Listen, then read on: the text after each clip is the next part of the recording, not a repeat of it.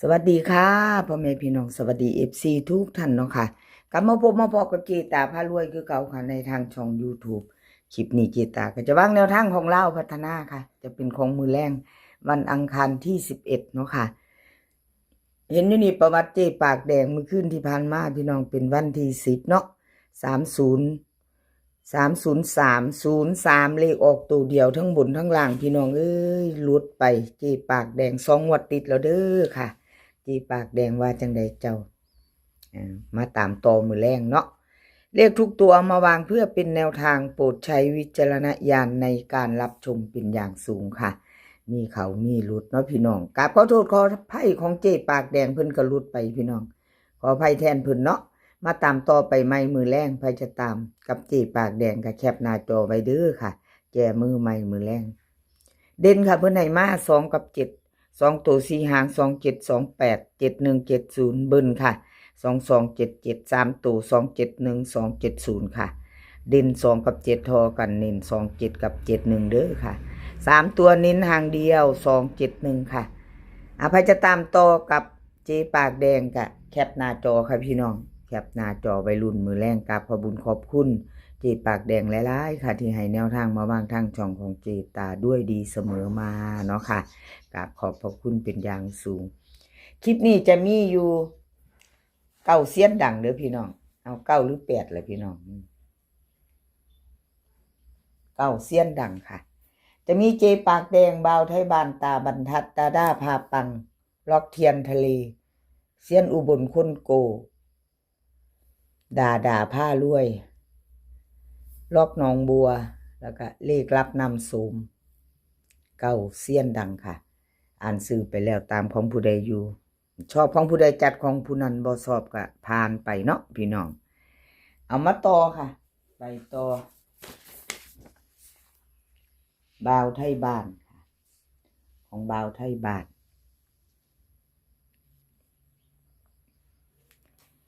ของบ่าวไทยบ้านมีเป็นของมือนีเนาะพี่น้องจีตาบ่ได้ลงเมื่อวานนี้บ่าวไทยบ้านเพิ่นให้มาค่ะเด่น2กับ1เด่น2กับ1ค่ะ2ตัว6หาง171819 272829ค่ะกันเพิ่น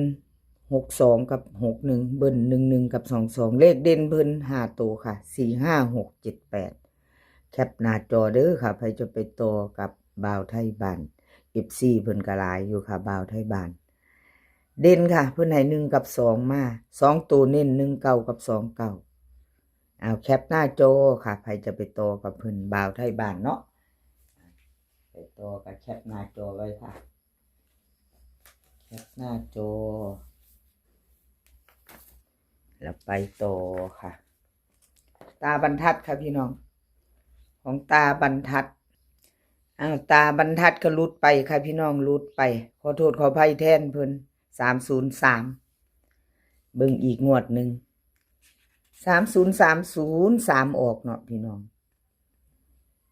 วันจันทร์ลุดไปเอาเข้างวดหนึ่งให้เบิ่ง2งวดที่วันศุกร์เนาะวันที่7วันจันทร์วันที่10 2งวดค่ะประวัติของตาบรรทัดจีตาให้เบิ่งเอามาตามใหม่ไปต่อมื้อแรงวันที่11เนาะค่ะเด่นเพิ่นให้มา7กับ5 2ตัวค่ะ75 74 50 51เบิ่น7755 3ตัวค่ะ2หาง750 7574เด่น7กับ5 2ตัวค่ะ75กับ50 3ตัว750ค่ะใครจะตามต่อก็มาค่ะตาบรรทัดแคปหน้าจอกราบขอบคุญขอบคุณตาบรรทัดหลายๆค่ะที่ให้แนวทางมาบ้างทางช่องไปไว้เด้เนาะพี่น้องอันแนวทางบ่เข้าเนาะบ่มีแนวเว้าเนาะพี่น้องรูดไปอันแนวทางบ่เข้าก็จะไปไว้แน่บ่มีแนวเว้าแล้วเนาะพี่น้องแม่นอยู่เจตาเจ้าสิเว้าไปจังได๋มีแต่เสียนหลุดเนาะธรรมดาล่ะค่ะเลขทุกตัวก็เป็นเพียงแนวทางเนาะหลุดแล้วหลุดเลยดาพระปังก็หลุดค่ะพี่น้องก็ได้ไปไว้เพราะว่าแนวทางบ่เข้าบ่มีแนวเว้าเป็นหลายเพิ่นเข้าไปแต่วันที่7เนาะพี่น้อง2งวดเข้างวดนึงค่ะ 2 งวดกันหลุดงวดหนึ่งเนาะของดาดาผ้าปังเอามาตามต่อไปใหม่มื้อแรงวันที่11เด่นเพิ่นให้มาเขา6กับ7 2ตัว4หาง6 7 6 8 7 2 7 1ค่ะเบิ้น6 6 7 7 3ตัวค่ะ6 7 2 6 6 7เด่นเพิ่น6กับ7เท่ากันค่ะ2ตัวเน้น6 7กับ7 1 3ตัว6 6 7ดาดาผ้าปังใครจะไปต่อกับมาค่ะไปต่อกับดาดาผ้าปังเนาะไปต่อกราบขอบคุญขอบคุณดาดาผ้าปังหลายๆค่ะที่ให้แนวทางมาวางทางช่องของเจตาเนาะกราบขอบพระคุณเป็นอย่างสูงค่ะล็อกเทียนทะเลก็ลุดไปพี่น้องได้ไปไว้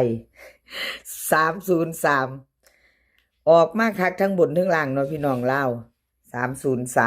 303แต่วันที่7เพิ่นเข้าไปอยู่ค่ะประวัติ2 งวดเข้างวด1เด้อค่ะล็อกเทียนทะเลใครจะตามต่อกับเพิ่นก็เตรียมแคปหน้าจอมือแรงค่ะลาวพัฒนา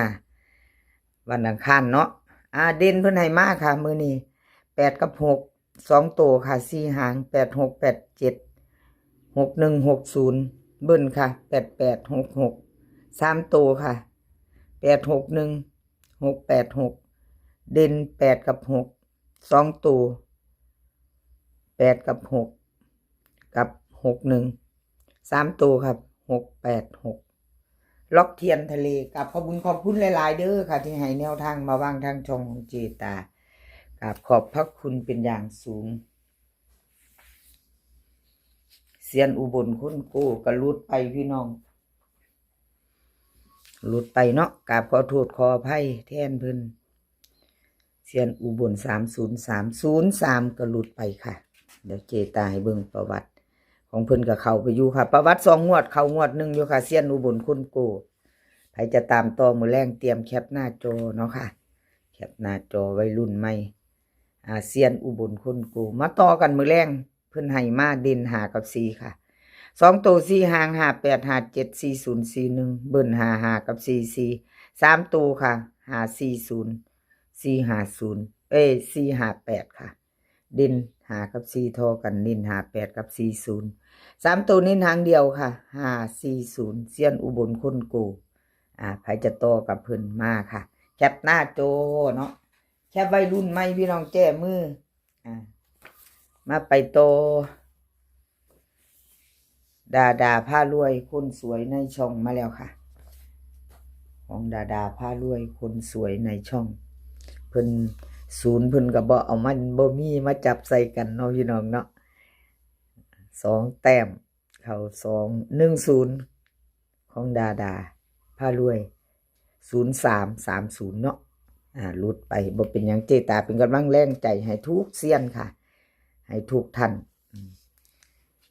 ให้ทุกท่าน2 งวดก็ลุดงวดหนึ่งก็เป็นแนวทางเก่าของเพิ่นเนาะพี่น้องแต่คันเพิ่นใส่3ไปนี่ก็จะบ่พลาดเนาะทั้งบนทั้งล่างเอามาต่อค่ะเลขทุกตัวเป็นเพียงแนวทางเนาะโปรดใช้วิจารณญาณในการรับชมเป็นอย่างสูงต่อกันใหม่ไปต่อดาผ้ารวยเพิ่นให้มา7กับ8ค่ะ7 8 8 7 4 5 5 4ค่ะเบิ้น8 8 3ตัว4 7 8 5 4ตัว5 4 7 8เพิ่นเน้น7 8กับ4 4 5เด้อค่ะวงกลม3ตัวมีหางเดียว4ตัวมีหางเดียวใครจะไปต่อกับเพิ่นแคปหน้าจอค่ะดาผ้ารวยคนสวยในช่องแคปหน้าจอได้ไปต่อแจ้มือแรงกับดาผ้ารวยเนาะค่ะกับขอบคุณดาผ้ารวยหลายๆค่ะที่ให้แนวทางมาวางทางช่องของเจตากับขอบพระคุณเป็นอย่างสูงเนาะค่ะเลขล็อกหนองบัวก็ลุดไปพี่น้อง303เนาะเล่าลุดแล้วลุดเลยเบิ่งประวัติอีกงวดหนึ่งค่ะล็อกหนองบัวทั้ง2 งวดติดลุดไปทั้ง2 งวดมาไปไม่ไปต่อเจตาเป็นกำลังแรงใจให้คือเก่าค่ะเป็นกำลังใจให้กันและกันเหมือนเดิมเนาะเลขล็อกหนองบัวเพิ่นให้มาค่ะมื้อนี้เด่น6กับ9 2ตัว4หางค่ะ6 9 6 8 9 4 9 2 9 4 9 5เบิ้นค่ะ6 6 9 9 3ตัว6 9 4ค่ะ3ตัว6 6 9 เด่นหกร่องเก่าเด่นหกเก่ากับเก่าหาค่ะเน้น3 ตัว1 หาง694แคปหน้าจอค่ะใครจะไปต่อใครจะไปต่อกับเลขล็อกหนองบัวเนาะหลักมีเซียนจริงอยู่เด้อพี่น้องเลขมีเซียนจริงอยู่พี่น้องมีมาอยู่เลขรับน้ำสูงเพิ่นเข้าไป3003เข้าไป03เนาะล่างพี่น้องเข้าไป03ล่างเลขรับน้ำสูงมีภัยใดภัยตามก็ดีใจนำพี่น้องนะ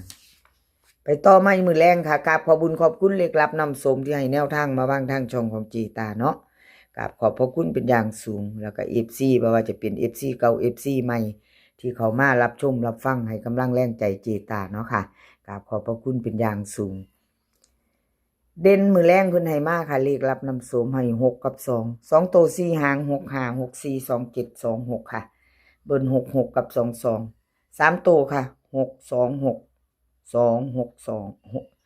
2 4ค่ะเด่น6ร่อง2เน้น6 4กับ2 6 3ตัวเน้นทางเดียวค่ะ6 2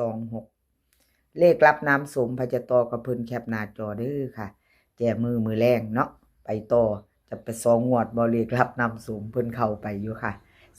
03เอามามื้อนี้ขอให้โชคดีกับลาวพัฒนา2 ทุ่มครึ่งมื้อนี้ให้มีความสุขให้สุขภาพร่างกายแข็งแรงกันทุกคนค่ะเดินทางไปไสก็ขอให้ปลอดภัยเดินทางไปขอให้มีโชคกลับมาขอให้มีชัยคลิปหน้าพอกันใหม่คลิปนี้ก็สวัสดีค่ะ